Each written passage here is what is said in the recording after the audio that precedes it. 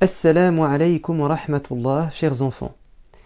Aujourd'hui, nous allons parler de l'un des descendants du prophète Ibrahim alayhi salam. Souvenez-vous, nous avions dit que Ibrahim a eu deux fils, Ismaïl, le premier, avec sa femme Hajar, et Ishaq, Isaac, avec sa femme Sarah. Nous allons parler de l'un de ses descendants du côté de son fils Ishaq.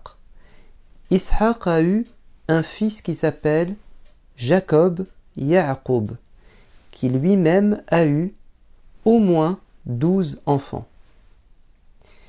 Et Dieu va nous parler des aventures extraordinaires de l'un des enfants de Ya'qub qui s'appelle Youssouf, Joseph. À travers son histoire incroyable que nous trouvons dans le Coran, d'ailleurs une sourate s'appelle Youssouf, nous allons apprendre qu'est-ce que nous pouvons dire et ne pas dire.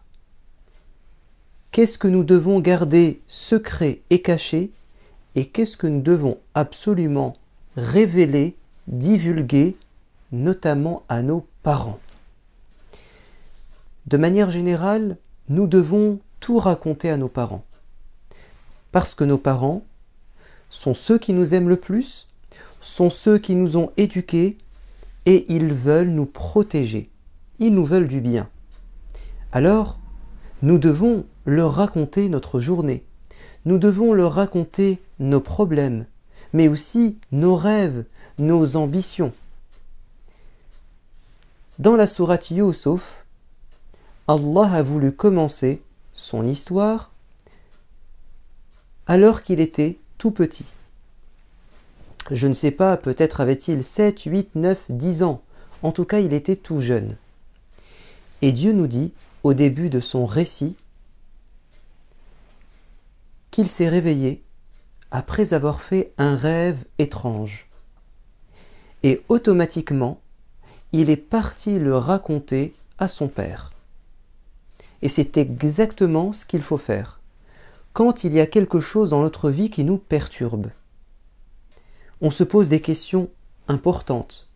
On a vu quelque chose qu'on ne comprend pas, qui nous interroge, qui nous interpelle. Alors il faut aller se confier, se vider, profiter des connaissances et de l'expérience de ceux qui nous aiment, notamment nos parents. Alors Youssouf s'est réveillé, il est parti voir son père, il lui a dit « Papa, j'ai quelque chose d'important à te raconter ». Son père a dit « Je t'écoute mon fils, vas-y mon petit chéri ». Et Youssouf va lui dire « Papa, dans mon rêve, j'ai vu le soleil, la lune et 11 étoiles se prosterner devant moi. Qu'est-ce que ça veut bien dire, papa ?» Et son père va lui dire « Oh mon fils, c'est un très beau rêve.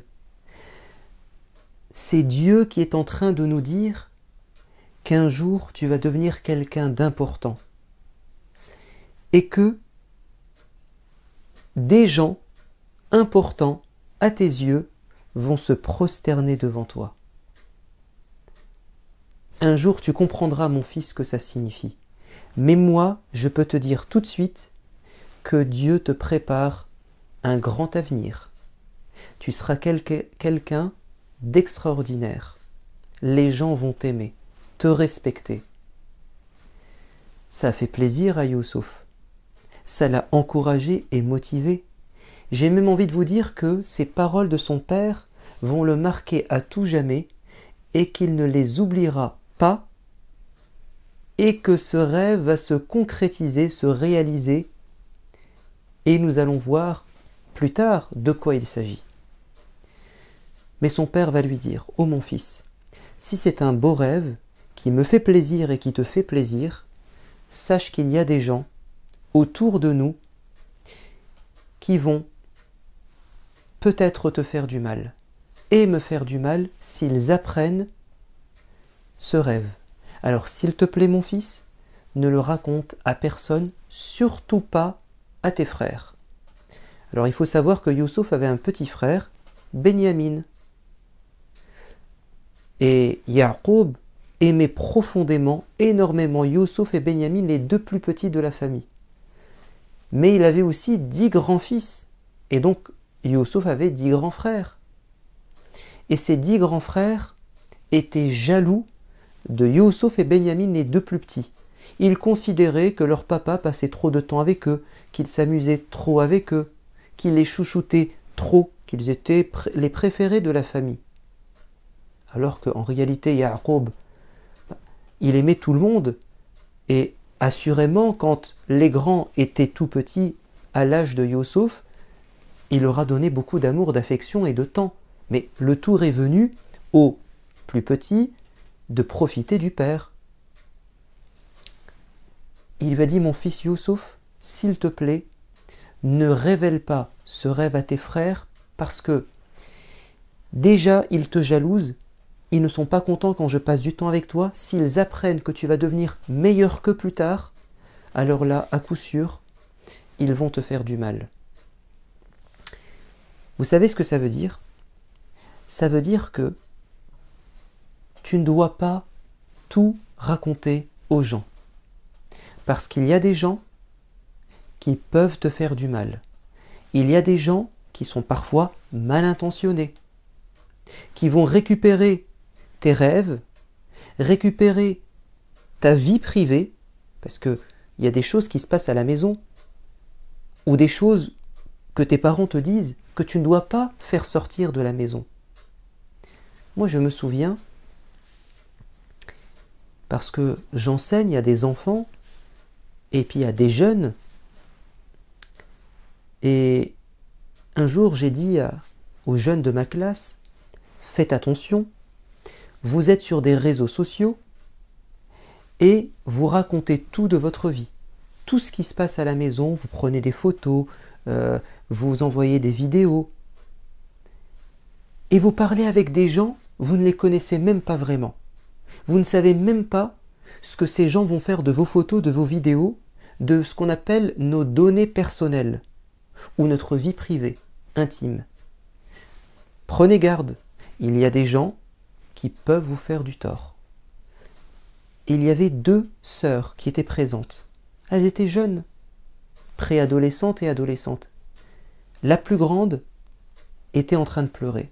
Alors, je n'ai pas voulu... Alors, quand je dis pleurer, elle versait des larmes. Je voyais bien qu'il se passait quelque chose. Mais j'ai préféré ne pas intervenir tout de suite. Et à la fin du cours, on a discuté.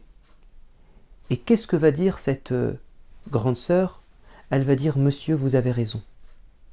Si seulement j'avais pu écouter ce type de conseil, peut-être que j'aurais évité la situation dramatique dans laquelle je me trouve. Et qu'est-ce qu'elle a dit? Elle a dit, je discutais sur mon portable et sur mon ordinateur avec une personne, un jeune, et j'ai fini par l'aimer et lui envoyer des photos. Et puis un jour, il m'a dit, ça serait bien qu'on se voit. Et on s'est donné rendez-vous à la porte du collège. Et quand j'ai vu ce jeune venir, je me suis rendu compte qu'il m'avait menti. Il m'avait dit qu'il avait mon âge, alors qu'en réalité, il était beaucoup plus grand. Il devait avoir 20 ans, alors qu'elle, elle devait avoir 12, 13 ans. Alors j'ai pris peur, et je lui ai dit, va-t'en, je ne veux pas te voir. Et il m'a dit, tu es obligé d'accepter ce que je te demande, et de rester en contact avec moi. Et il va faire du chantage, en lui disant, si tu n'acceptes pas, je vais révéler à tes parents, à tes amis, balancer sur les réseaux sociaux les photos que tu m'as envoyées et qui sont privées. Et elle a dit, je ne sais plus quoi faire. J'ai envie d'en parler à la police, mais mes parents vont le savoir. Et en fait, elle était bouleversée. Regardez comment on peut parfois se retrouver dans des situations difficiles parce que on n'a pas été prudent, on a été trop naïf et on a partagé des choses qui sont privées et que les gens à l'extérieur ne doivent pas connaître normalement. Mais le contraire est vrai, c'est que nous-mêmes, nous n'avons pas le droit de rechercher et de s'intéresser, d'être trop curieux, une mauvaise curiosité, et d'aller rechercher ce qui relève de la vie privée, des données personnelles des autres. Vous savez ce que dit le prophète alayhi salatu wassalam? Il dit « Min husni islamil mar'i tarukuhu ma la ya'nih » Parmi les choses qui font qu'on est un bon musulman et qui rendent notre religion belle, c'est le fait de délaisser ce qui ne nous concerne pas. La vie privée et intime des gens, elle ne nous concerne pas. Elle devrait être normalement cachée. Mais aujourd'hui, malheureusement, avec la télé-réalité, les émissions où on raconte tout de sa vie, ou bien les réseaux sociaux, tout se mélange. Il n'y a plus de frontières entre la vie privée et la vie publique. Et ça crée beaucoup de problèmes. Prenons garde, faisons attention, écoutons le conseil de Ya'qub qu'il donna à son fils, mais que Allah, à travers cette histoire, nous donne à nous tous. Racontez tout à vos parents, mais ne racontez pas tout aux gens étrangers et extérieurs. Alors quand je dis racontez tout à vos parents, il y a peut-être une exception. C'est que si quelqu'un vous dit un secret, mais un secret qui n'est pas mauvais, et qu'il vous demande de ne pas le raconter, il faut garder ce secret. Je vous donne un exemple. Le prophète alayhi salatu wassalam avait un serviteur, c'est-à-dire un jeune qui vivait pratiquement tout le temps avec lui et qui l'aidait dans ses voyages, qui l'aidait à la maison, quand il partait à la mosquée, il était là pour lui rendre des services. Il s'appelle Anas ibn Malik. Alors évidemment, comme il était jeune, il est resté 10 ans avec le prophète, de 10 à 20 ans. Il était entre la maison du prophète et la maison de sa maman, de ses parents. Sa maman s'appelle Sulaym. Et un jour, il a passé beaucoup de temps avec le prophète et il est rentré en retard à la maison.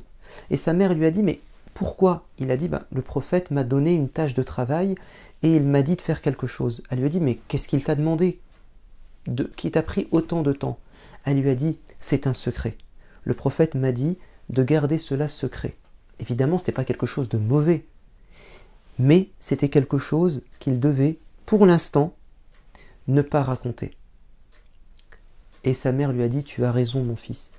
Si c'est un secret, ne le raconte pas. » Sachons garder secret ce qui doit rester secret, et sachons raconter à nos parents ce qui est important dans notre vie, parce qu'ils nous aiment et qu'ils comptent nous protéger. Je vous dis à bientôt. Wassalamu alaikum wa rahmatullah.